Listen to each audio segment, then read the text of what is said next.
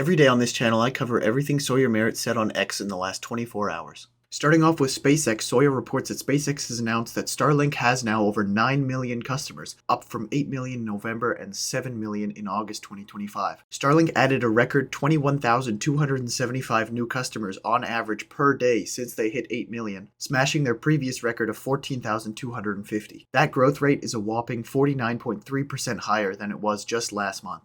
Responding to his own post, Sawyer said, "Do y'all understand how insane this growth rate is? Starlink hit 8 million just 47 days ago, lol. The growth curve is wild." Starlink V3 hasn't even launched yet, which is going to unlock up a whole new level of capability and performance. The sky is not the limit for SpaceX. Sawyer then posted the time it took for SpaceX's Starlink to hit its next millionth customer, with its first million taking 730 days, but the gap from 8 million to 9 million only taking 47. Elon responded to Sawyer's post saying, "Starship and Starlink V3 will be a major step change," and Sawyer reposted this. Sawyer also reposted Evan saying SpaceX at $1.5 trillion market cap would make it the 11th most valuable company in the world. And today SpaceX shared this picture of its next generation Raptor 3 rocket engine, the most advanced rocket engine ever made. It has almost 2 times the thrust of Raptor 1, costs 4 times less, is much lighter and will save 2,425 pounds of weight per engine, or 94,575 pounds, 42.9 metric tons per launch. There's no heat shield, it's optimized for manufacturability, and it will fly aboard Starship version 3 with the first launch currently targeted for Q1 of 2026. Spotted Model Cars and Tech posted, "My company is using Starlink in certain cases where we build new buildings and the fiber isn't there yet. It's much more expensive, but it literally starts the money flowing when we can open the business early." Sawyer responded to this post saying Starlink V3 satellites will bring fiber speeds.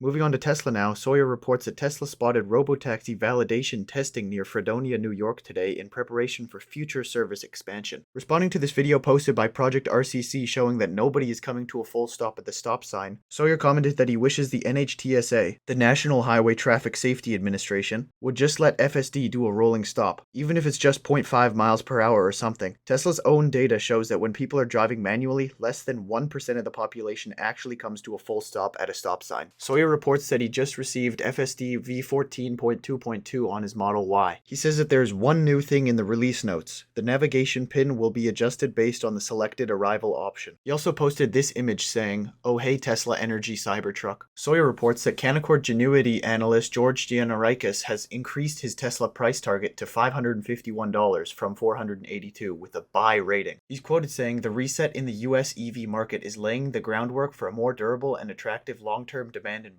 At the same time, EV penetration in emerging markets is accelerating, reinforcing Tesla's potential multi-year growth runway beyond the US global progress in FSD and the anticipated rollout of a larger robotaxi fleet in 2026 are increasingly important components of the Tesla equity story and could provide sentiment tailwinds. Recently approved compensation packages for Mr. Musk appear to align incentives and long-term value creation, integrating major platform milestones in autonomy and AI. Potentially more expansive news flow around the Optimus humanoid robot program in 2026 could further enhance Tesla's perceived optionality in non-automotive profit pools. Taken together, these underlying positives outweigh the near-term earnings reset in the valuation framework." Staying on the topic of EVs, Sawyer responded to this post saying that hybrids are the worst of both worlds. This Model Y performance drivetrain has around 90% fewer parts than a BMW V8 hybrid. More complexity, more weight, and more expensive. Sawyer responded to this saying, "A study showed that a lot of plug-in hybrid owners aren't even plugging in their cars. Plug-in hybrid electric vehicle owners are driving 25 to 65% fewer electric miles than the vehicles allow, and consuming 42 to 67% more fuel than EPA estimates," EPA being Environmental Protection Agency, indicating that they don't plug them in. They are often just carrying around a battery that they don't use. And finally, Sawyer reports that the Pentagon has partnered with Elon Musk's xAI to bring Grok models to GenAI.mil, which is the US Department of War's bespoke artificial intelligence platform designed to provide generative AI capabilities to all military and civilian personnel. He also attached a quote saying, "Targeted for initial deployment in early 2026, this integration will allow all military and civilian personnel to use xAI's capabilities at Impact Level 5, enabling the secure handling of controlled unclassified information in daily workflows. Users will also gain access to real-time global insights from the X platform, providing War Department personnel with a decisive information advantage." And that's everything Sawyer Merritt posted in the last 24 hours. Robotaxi spotted testing in New York, Starlink hitting 9 million customers after hitting 8 million in November, SpaceX showing a picture of their new Raptor Rocket 3 engine, and the Pentagon partnering with xAI. Leave your thoughts in the comments down below, like, subscribe, and I'll see you tomorrow.